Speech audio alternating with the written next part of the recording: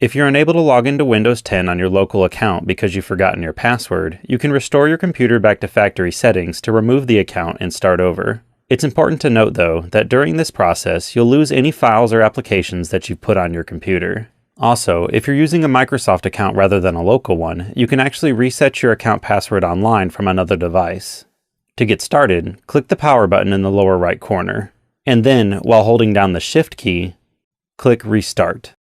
Continue to hold down the Shift key until your computer loads into this options menu. From here, click Troubleshoot. Then click Reset this PC, and finally, click Remove Everything.